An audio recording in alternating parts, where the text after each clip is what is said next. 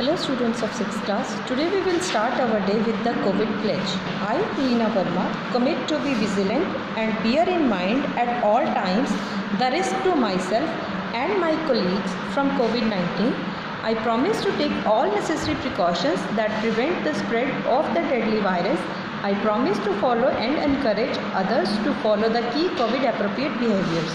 To always wear a mask, face cover, especially when in public places. To maintain a minimum distance of 6 feet from others, to wash my hands frequently and thoroughly with soap and water. Together we will win this fight against COVID-19. I hope all of you are staying home safe from this pandemic of COVID-19 and following the precautions as permitted by the system and told by the doctors. So today we will be doing our first chapter, the Mesopotamian civilization. In this chapter we will be discussing meaning of civilization, reasons of development of river valley civilization, discovery and location of Mesopotamian civilization, main features of Mesopotamian civilization, contribution of Mesopotamian civilization to the modern world, decline of the Mesopotamian civilization. Alright, as you must have been provided with this PDF notes, first we will discuss the civilization. During the Neolithic age, people started living together in group. Neolithic age के time पे लोगों ने इकट्ठे रहना शुरू कर दिया. With the passage of time, with new developed skills, new inventions are made. Time के साथ साथ डेवलपमेंट होती गई और न्यू इन्वेंशंस चलती गई, जिसके साथ नई चीज़ों की खोज हुई. Eventually, with starting of exchange system, people started living together in order to suffice their need. जैसे जैसे टाइम के साथ एक्सचेंज सिस्टम स्टार्ट हुआ, लोगों ने एक जगह पे इकट्ठे रहना शुरू कर दिया ताकि उनकी ज़रूरतें जो हैं आपस में पूरी हो सकें. All this development leads to the birth of civilization of human. इन सभी चीज़ों की वजह से ह्यूमन सिविलाइजेशन का बर्थ हुआ. तो सबसे पहले सिविलाइजेशन हुई थी इन द ब्रोंज एज, तो उसको हम बोलते हैं bronze age civilisation. Bronze age civilisation में क्या था? रिवर सेटलमेंट, क्योंकि इनिशियली जितनी भी हमारी सिविलाइजेशन थी वो नियर रिवर एरियाज थी. During bronze as 4 civilization flourished near the river banks, namely Mesopotamian, between Euphrates and Tigris. Bronze as के टाइम में 4 सिविलाइजेशन जो है फ्लरिश हुई थी. उनके नेम्स है, पहली थी मेसोपोटामियन जो कि यूफ्रेट्स और टिग्रिस के बीच में थी. इंडस वैली इंडस रिवर के बैंक्स पे थी. इजिप्शियन जो थी नाइल रिवर के बैंक्स पे थी. और चाइनीज़ जो थी वो रिवर वैली में थी. कौन सी रिवर्स थी वहाँ पे? Huang He and Yangtze Kiang. और इन सिविलाइजेशन का वहाँ पे ग्रो होने का कारण क्या था? सबसे पहला था अबंडेंट वाटर, क्योंकि रिवर एरिया के पास होने की वजह से वहाँ पे वाटर की जो अबंडेंसी थी बहुत ज़्यादा था. और फर्टाइल लैंड ये तो अंडरस्टूड है कि रिवर बैंक्स के पास की सारी लैंड हमेशा फर्टाइल होती है. और उसके बाद मीन्स ऑफ ट्रांसपोर्ट. अब जो रिवर्स थी वो सिर्फ पानी और फर्टाइल लैंड नहीं देते थे, बल्कि उसके अलावा उनका मीन्स ऑफ ट्रांसपोर्ट भी होता था. यानी कि रिवर्स के वो बाइक बोट एक जगह से दूसरी जगह पे जा सकते थे. तो हम सबसे पहले रीड आउट करेंगे मेसोपोटामियन सिविलाइजेशन, क्योंकि ये हमारा चैप्टर मेसोपोटामियन सिविलाइजेशन पे बेस्ड है.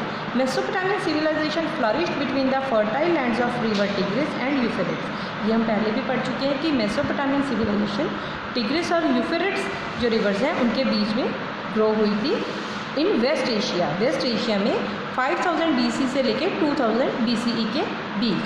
The first tribe to settle in this region was known as Sumerian. जो सबसे पहला ट्राइब था जो मेसोपोटामियन सिविलाइजेशन में इस्टेब्लिश हुआ था वो था सुमेरियन.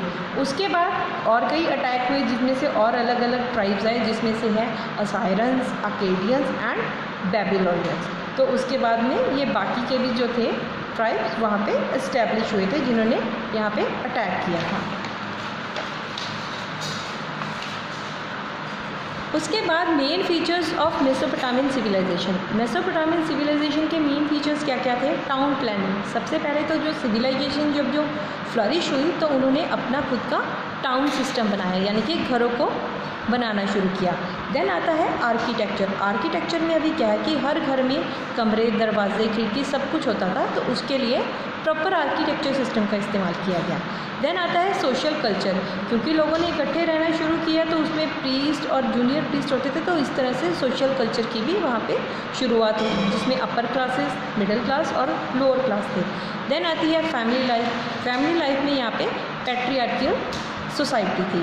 फिर आती है ऑक्यूपेशन में बेसिकली एग्रीकल्चर बेस्ड था, क्योंकि सबसे पहले एग्रीकल्चर इरिगेशन स्टार्ट हुई। फिर डोमेस्टिकेशन ऑफ एनिमल, जानवरों को पालना हो गया। उसके बाद art and craft, then trade and commerce, क्योंकि यहाँ पे अपनी नीड्स पूरी करने के लिए एक्सचेंज सिस्टम शुरू हो गया था, तो उसके साथ ट्रेड एंड कॉमर्स की भी शुरुआत हो गई थी। देन आते हैं रिलीजन एंड कल्चर। किसी भी सिस्टम में होता है, कोई भी जो भी सिविलाइजेशन होती है, हर एक सिविलाइजेशन में रिलीजन एंड कल्चर ज़रूर होता है।